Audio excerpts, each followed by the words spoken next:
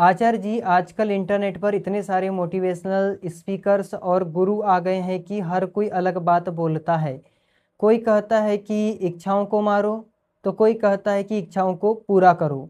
इस भटकाव में एक सच्चा मार्गदर्शक या गुरु कैसे खोजें? इस भटके हुए शिष्य को कैसे पता चले कि कौन सा रास्ता उसे सही दिशा में ले जाएगा? मारो, तो कोई कहता है कि इच्छाओं को पूरा करो। देखिए, इच्छा करना गलत बात नहीं है, लेकिन आप सही इच्छा करें तो ठीक है। सात्विक इच्छाएं ठीक इच्छाएं। वैसे भी शास्त्रों में ये बात भी आई है कि बिना इच्छा किए प्रयत्न नहीं होता। कोई भी कभी कोई बोलते हैं निष्काम कर्म करो, ये लाइन ठीक है, लेकिन इसको समझना होगा कि निष्काम कर्म किसे कहा जाता है। कभी भी कोई भी कर्म निष्काम हो ही नहीं सकता। इस सिद्धांतों को आप समझो। अब कोई बोलेंगे नहीं जी, शास्त्रों में लिखा है कि निष्काम कर्म तो होता है और उसकी परिभाषा भी दी कि इसे निष्काम कर्म कहते हैं। देखिए, निष्काम कर्म उसे कहा गया है कि किसी भी कर्म को करते हुए अगर आपकी उसको लेकर के कोई सांसारिक इच्छा नहीं है तो वह निष्काम कर्म कहलाता है। निष्काम मतलब कि बिना कोई इच्छा का कर्म।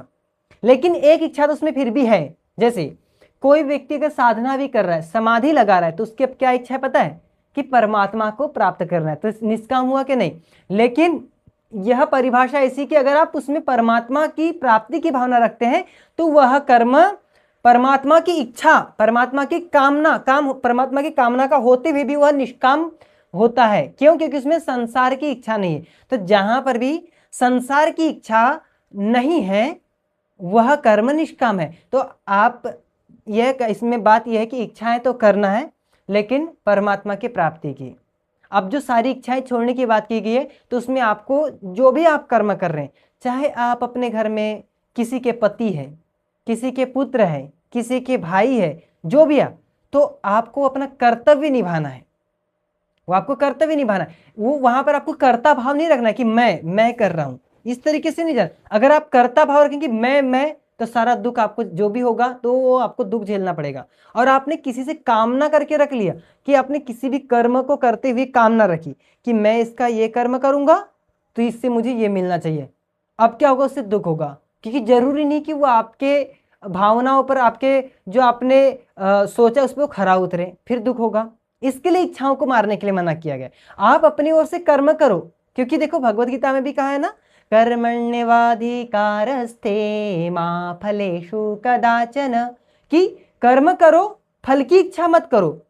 अब इसमें बोलेंगे जी ये कैसी बात हुई, हम तो कर्म करें और फल की इच्छा ना करें।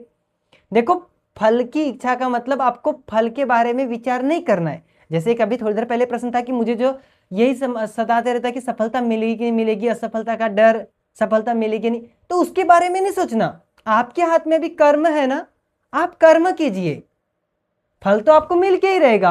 क्योंकि बोला है अवश्य में वो भोक्तव्यम कृतम कर्म शुभाशुभम पुण्येन पुण्यम भवति पापेन पापम, कि अगर आप पुण्य करेंगे तो पुण्य सुख ही मिलेगा और पाप करेंगे तो दुख ही मिलेगा, आपको दुख ही मिलेगा।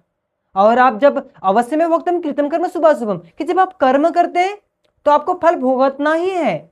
तो जब कर्म का फल मिलना मिलना ही है, तो फिर उसके बारे में क्यों सोचे, है ना? तो इसके लिए आपको किसी प्रकार की कामना नहीं करनी कि ये मुझे मिलना ही चाहिए।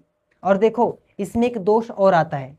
जब हम किसी कर्म को करते हैं और ये सोचते हैं कि फल मिलेगा या नहीं मिलेगा, अरे मिलेगा या नहीं मिलेगा, इससे क्या है पता है? आप अपने परमात्मा पर विश्वास नहीं कर रहे हैं। जैसे अगर कोई नौकर किसी मालिक के यहाँ नौकरी करते हुए सोचे अरे मालिक तनख्वाह देगा कि नहीं देगा, वेतन देगा कि नहीं देगा, ये सोचे, तो इसे स्पष्ट ये समझ में आता है कि उससे अपने मालिक पर विश्वास नहीं है। ये समझ में आ रहा है?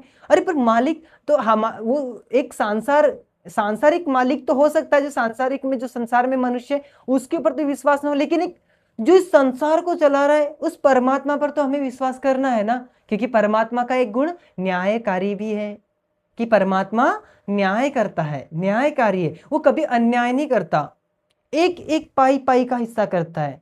अगर गलती से किसी की आपने सुई की नोक भी अगर उठा करके अपने घर में लाई, उसका भी हिसाब होगा। और गलती से कोई ने आपके पास से 25 पैसा भी चोरी करके लेके गया तो उसका भी हिसाब होगा। अगर आपकी हानि हुई है तो उसकी भरपाई होगी, और आपने किसी का ज़्यादा ले लिया है तो उतनी हानि भी कर दी जाएगी, मतलब उतना कम भी कर दिया जाएगा। अवश्य में भोक्तव्यम कृतम कर्म शुभाशुभम। तो